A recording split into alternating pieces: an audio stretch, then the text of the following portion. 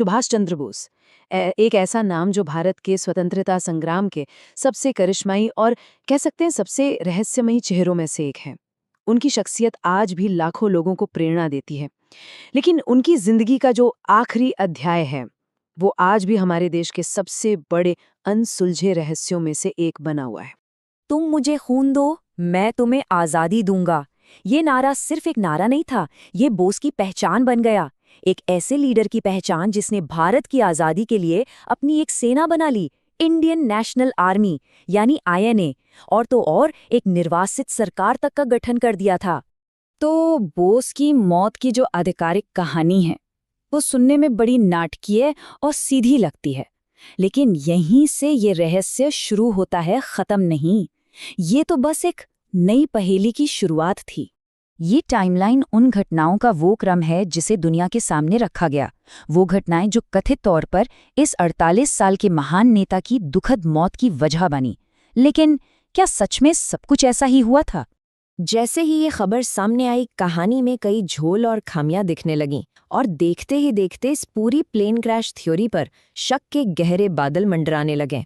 तो सवाल ये उठा कि क्या ये सच में एक हादसा था या फिर एक बहुत सोची समझी कहानी। बस यही सवाल था जिसने पत्रकारों और परिवार वालों को बेचैन कर दिया, और उन्होंने इस आधिकारिक कहानी के एक एक धागे को उधेड़ना शुरू कर दिया।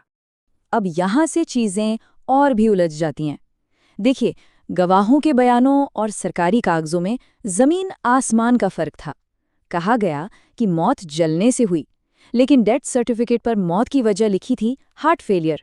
और सबसे अजीब बात, वो सर्टिफिकेट सुभाष चंद्र बोस के नाम पर था ही नहीं, बल्कि इचिरो ओकुरो नाम के किसी शख्स के नाम पर जारी किया गया था।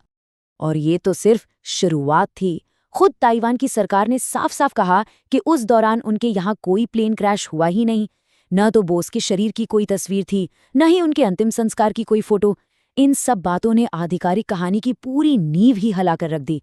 और फिर शुरू हुआ दशकों तक चलने वाला अटकलों का दौर। तो जब सरकारी कहानी पर इतने सवाल उठने लगे, तो जाहिर है कई दूसरी थ्योरीज भी सामने आईं, और उन सब में जो सबसे ज्यादा मशहूर हुई वो थी उत्तर प्रदेश के एक रहस्यमयी साधु की कहानी, जिन्हें लोग गुमनामी बाबा के नाम से जानते थे। ये एक ऐसे शख्स थे जो पूरी तरह से गुमनामी में जीते थे, हमेशा एक पर्दे के पीछे से बात करते थे। फिर भी उनके वजूद की खबर ने सरकार को कई जांचें बैठाने पर मजबूर कर दिया। सवाल ये था कि आखिर थे कौन ये गुमनामी बाबा? उनकी मौत के बाद जब उनके 26 संदूक खोले गए, तो लोग हैरान रह गए। अंदर से रोलेक्स की सोने की घड़ी, जर्मनी में बनी दूरबीन, बोस के परिवार की तस्वीरें, INA से जुड़ी चीजें, यहाँ तक कि क्रांतिकारियों के खत तक मिले। ये सामान किसी आम साधु का तो बिल्कुल नहीं लग रहा था। और उनकी अपनी लिखी बातें भी कुछ कम रहस्यमयी नहीं थीं। उन्होंने एक नोट में लिखा, उस एक को भूल जाओ जिसे तुम कभी जानते थे, क्योंकि वो एक भूत बन गया है। इन शब्दों ने उनकी असल पहचान को लेकर अटकलों को और भी तेज कर दिया। अब जनता का दबाव लगातार बढ़ रहा था, हर कोई सच जानना चाहता था। तो आखिरकार भारत सरकार को इस रहस्य की तह तक जाने के लिए एक के बाद एक कई आधिकारिक कमीशन बनाने पड़े।